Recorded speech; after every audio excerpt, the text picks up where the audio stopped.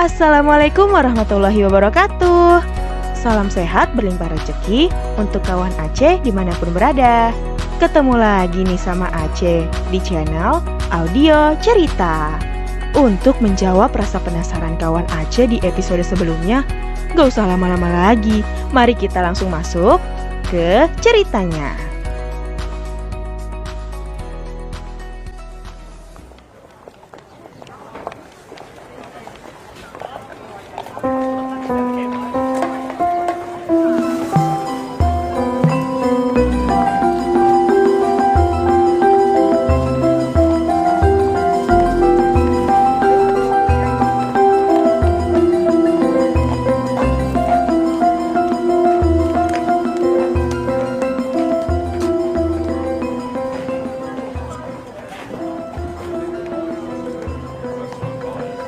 Siang itu begitu terik. Tampak seorang pedagang pecel sedang duduk berharap menanti kehadiran pembeli sebagai penopang hidupnya. Wiryo, pria tampan yang sudah menuai kesuksesan dengan bisnisnya itu, berjalan menyusuri jalan pasar, hendak mengambil sepeda motornya yang terparkir di sana. Kebetulan sekali ada penjual pecel. Beli lapar. Batinnya. Bu, pecelnya satu. Ndak usah pakai kecambah yo. Enjeh mas, dimakan di sini apa dibungkus mas? Wiryo terdiam. Dia terpaku melihat wajah si penjual pecel itu. Diamatinya wajah keriput dan legam itu serta memastikan apakah beliau adalah orang yang dikenalnya dulu. Gimana Den? Dimakan di sini apa dibungkus? Tanyanya sekali lagi sembari tersenyum. Dimakan di sini saja, Bu. Wiryo sengaja melahap pesanannya dengan perlahan. Rasa penasarannya membuncah akan si penjual itu. Nyun sewu, Bu. Sudah lama jualan di sini. Lumayan lama, Den. Sudah 13 tahun yang lalu. Walah, lama juga ya Bu. Tinggalnya di daerah sini juga. Mboten Den, saya tinggalnya di desa Karangaji, sekitar 10 kilo dari sini. Subuh saya ngontel dari rumah ke sini Den. Walah, jauh juga ya Bu. Ndak capek Bu ngontel sejauh itu. Kalau saya paling udah pingsan. Lah, mau gimana lagi, Den? Suami saya udah ndak ada. Saya juga punya tanggungan anak gadis. Saya ndak tega mau nyuruh anak saya kerja. Biar saya saja dulu yang nyari rezeki, Den. Mumpung masih kuat. Dalam hati, Wiryo merasakan kegetiran melihat sosok wanita tua itu.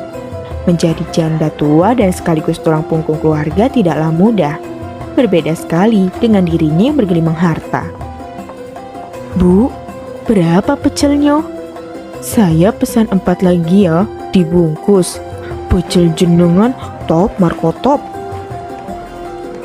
Alhamdulillah, terima kasih Den. Aduh, pujiannya itu loh bikin saya jadi terharu. Padahal tumben ini tadi yang beli sedikit. Saya tadi sudah mau pulang. Dilala ada Denos yang kesini. Sekali lagi matur suwun Den. Sama-sama Bu. Saya bakalan sering-sering beli di sini. Nyun sewu, kalau boleh tahu nama jenengan siapa ya Bu? Bu Sarmi Den. Badan Wiryo bergetar. Kenangan masa kanak-kanaknya terngiang kembali. Meskipun kala itu dirinya masih sangat kecil, namun ingatannya tidak akan pernah pudar akan sosok ibu kedua baginya. Ingin rasanya dia menangis kala itu, tak peduli meskipun ia seorang pria dewasa. Bu Sarmi sudah menjanda, berarti Pak Suyono sudah meninggal. Beliau mempunyai anak gadis. Apakah itu anak kandungnya? Wiryo ingat sekali Bu Sarmi ikut merawatnya karena beliau belum juga dikaruniai anak saat itu.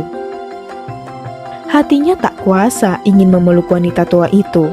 Ia sangat yakin beliau adalah Bu Sarmi yang dikenalnya dulu. Namun, raganya masih ragu untuk berucap siapakah sebenarnya dirinya.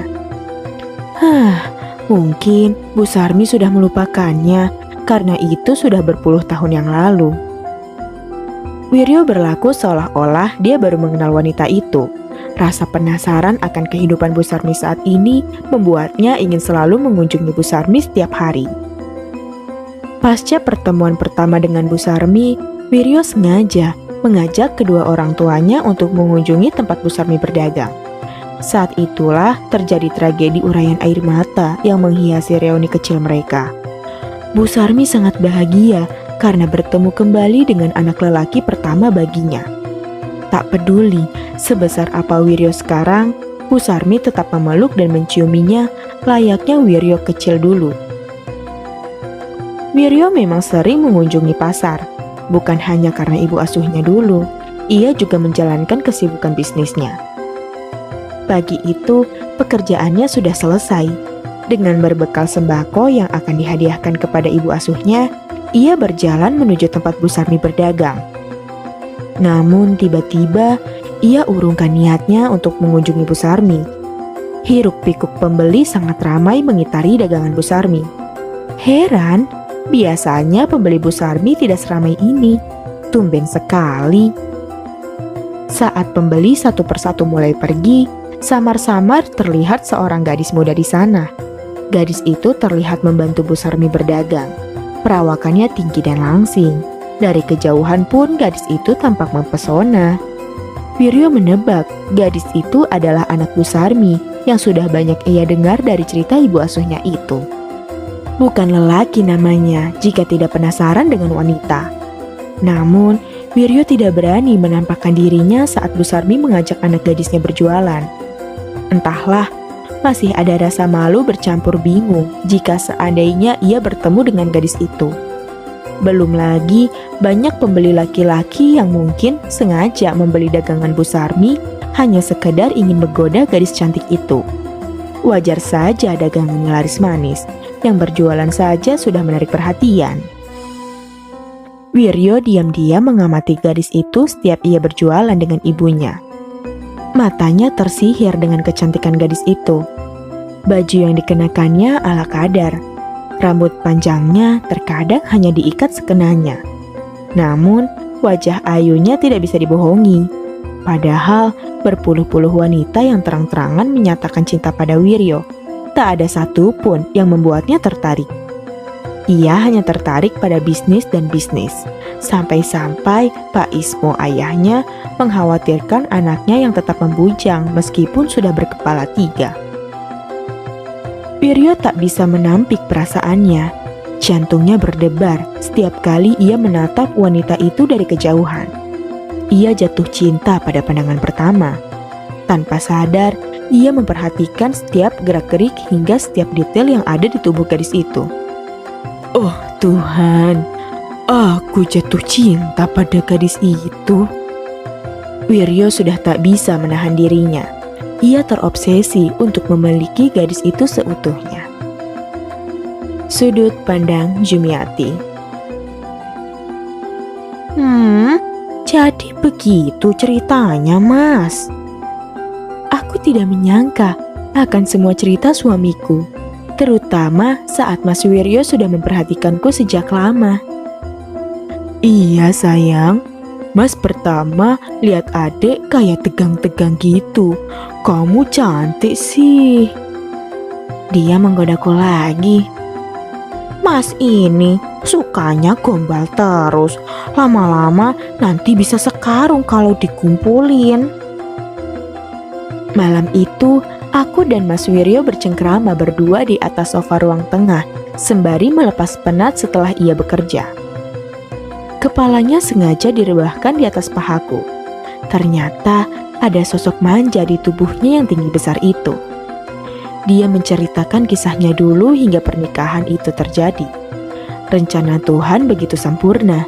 Perjodohan ini mungkin berlaku hanya bagiku. Tapi tidak bagi Mas Wiryo, karena dia sudah mencintaiku sejak awal. Sayang, Mas suka sama adik apa adanya kok. Maksudnya Mas? Maksudnya Mas suka adik tanpa pakai apa-apa. Tawanya pecah menggodaku lagi. Dasar Mas nakal, genit ih. Aku tersipu malu dan sebenarnya paham maksud perkataannya itu. Dia menggendong tubuhku ke kamar sambil diiringi canda tawa kami. Malam ini tidak kalah indah dari malam kemarin. Terima kasih Tuhan. Semoga bahtera ini akan tetap indah selamanya. Itulah harapanku. Mas, kira-kira hari ini Mas pulang jam berapa? Belum tahu sayang. Kenapa? Ada ndak enak badan Mas.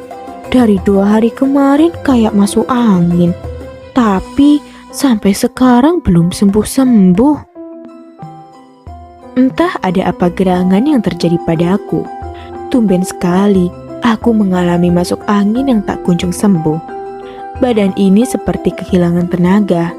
Ingin rasanya berkawan dengan kasur saja seharian ini. Dek Jum sakit.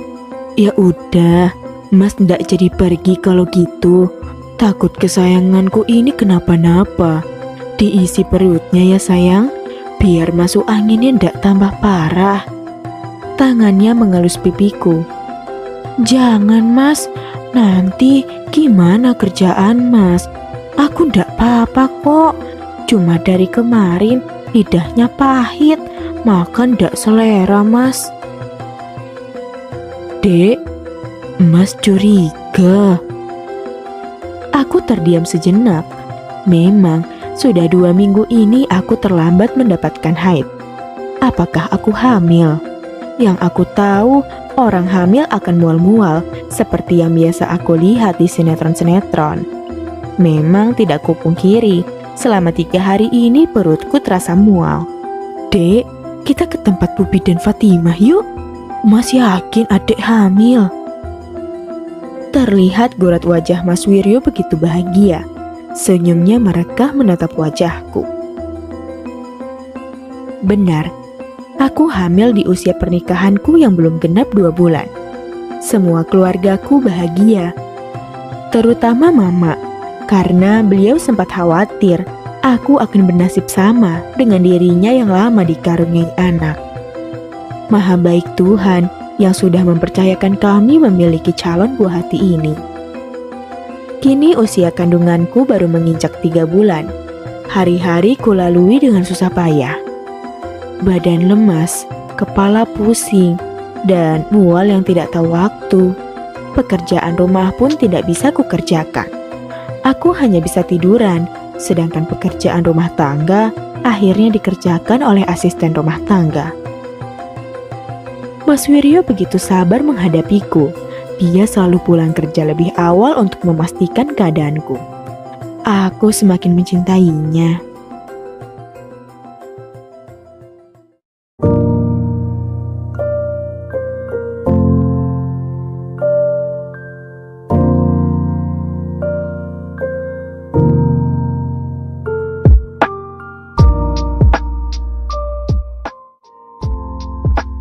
Oke kawan Aceh, demikianlah akhir cerita untuk episode kali ini. Gimana nih menurut kawan Aceh? Bagian mana yang ceritanya seru untuk kita bahas bersama? Yuk tinggalin keseruannya di kolom komentar ya.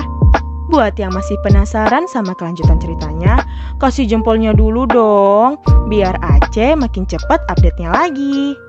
Salam sehat berlimpah rezeki untuk kawan Aceh semuanya ya. Sampai ketemu di episode berikutnya. Bye-bye.